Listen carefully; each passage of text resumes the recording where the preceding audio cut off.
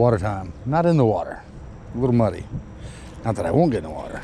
Just not in this spot. We're going to try to run across this point off this stuff. See if we can get into a little muddy water smallmouth on this big old chatterbait. Ooh, listen to that thing sing. So, I'm out here throwing this SixGill stuff, right? You've probably seen me throw that. I think I did a video where I got that spinning rod. I'm using my Revo on it. Ooh. This is stuff I use on the kayak. Configuration, a little short ass handle. It's kind of cool, right? Fits. I have other SixGill stuff, but even this reel, right? I use it in this stuff because I can grind the shit out of it and I can get 2 of them. Would I recommend this? Is I want to buy something I think it's going to be high dollar and I'm great? Fuck no. Everything I've had besides these 2 rods just fell apart. I mean, every rod is snapped about the same spot.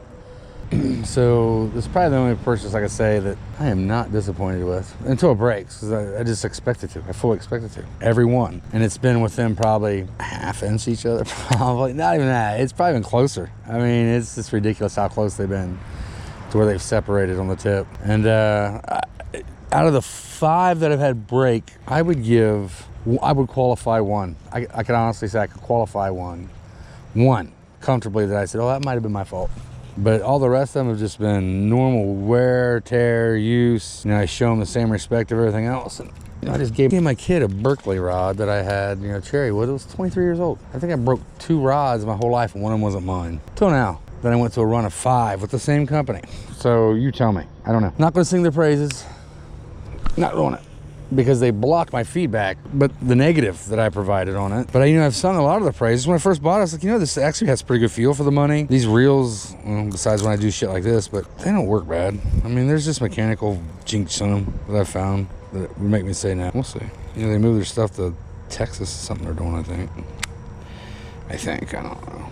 But ultimately, this is not my favorite configuration. The rod, it's just short, right? It's hard to control it. Not enough. There's not enough back end for out here, and I have a hard time hooking it. Like right here, I'm moving this. It's a fairly heavy chatterbait. Like it feels like I'm pulling a rock, and so there's no rod tip to dig. Oh man, it can be jank. And then I still need that butt hand to flip it around a lot too. There's a little bit of clarity. It's actually not as jank as it looks. Like over here, I can probably see foot, which isn't great, not bad. And this is a big